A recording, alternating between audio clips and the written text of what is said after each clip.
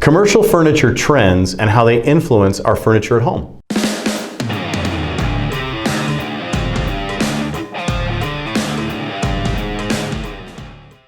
Martin Taggart Team Real Estate, powered by the blowtorch that is EXP. 18 countries internationally, publicly traded, special sauce, pickles, we got it all. Today, here with Sonia Rudolph. Sonia? Hello. So Sonia, why don't you tell everybody what you do? So, in addition to having my real estate licenses, I have 18 years experience in the commercial furniture market, either working for dealers or manufacturers. So one of the biggest trends that's coming about right now is taking the ideas that have taken place in commercial furniture and bringing them at home, because our home has all of a sudden got convertible space in it, right? So you've got a den that functions as a gaming room, you've got a kitchen table that functions as a temporary workspace, we've got all this kind of stuff going on, and there's a whole bunch of people who don't want to go back to work. Correct. So the workspaces now have to be more interesting in commercial workspace, traditional commercial workspaces. So what are the trends that you see coming along with this kind of stuff? So you're absolutely right. And the interesting thing is, prior to the pandemic, in the commercial furniture industry, there was a term that we called residential. And it was a way of bringing the residential feel of furniture into the corporate work environment to make it more homey and welcoming. Well, now we're seeing the reverse, in that 52% of people polled either want a hybrid work environment or stay at work home full time. So what we're needing to do is to bring commercial grade furniture into the home, but still get that office feel. So if we kind of take that apart a little bit, we've got 3 rooms I think that are most affected, right? So you've got a finished basement that has to perform a bunch of functions. You've got a dining room that, it's a formal dining room is the least used room in any new home. And then you've got a family room or a living room that also kind of, right? So if we were going to pick a piece of furniture in each of those places and give a quick chat about it, where would we start? Well, I think the most logical thing that people did when the pandemic started was using the kitchen table. Okay. Which is great if you still plan on this being a short-term solution. Right.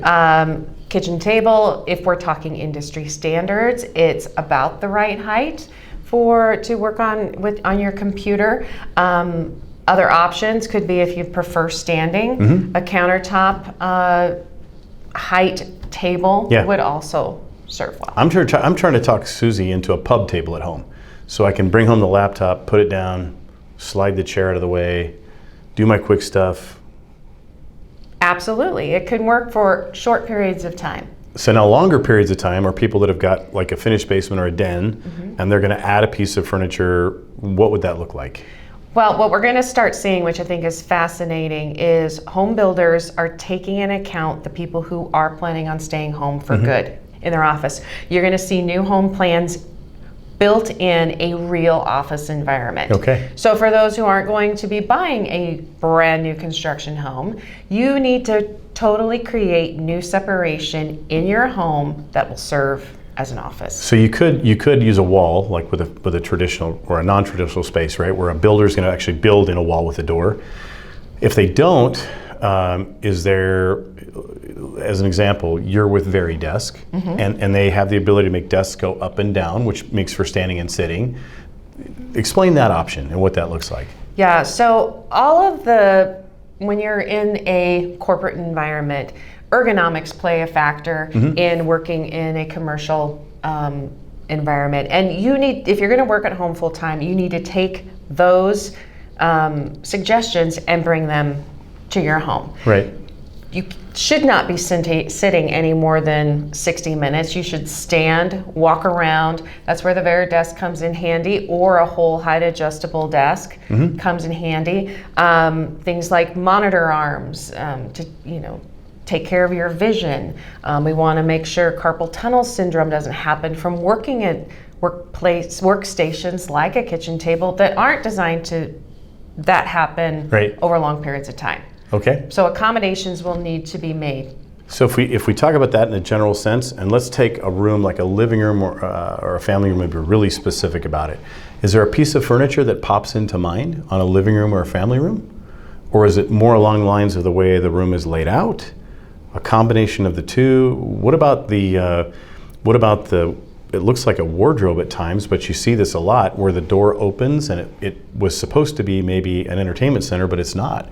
The desk kind of moves out towards you, and then there's a light arm that comes out when the door is open. Those have got to be really popular as well. They can serve a good purpose for storage, hiding the monitor when it's not in use.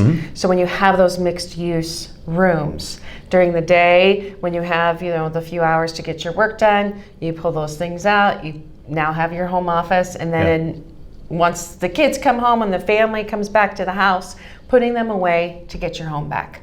So we're going to have Sonia's contact information down below. So after you watch this video and gather all this cool stuff, you can get a hold of Sonia and she can give you some really great tips that are specific to your home or your workspace. That's right. Life is better with the team.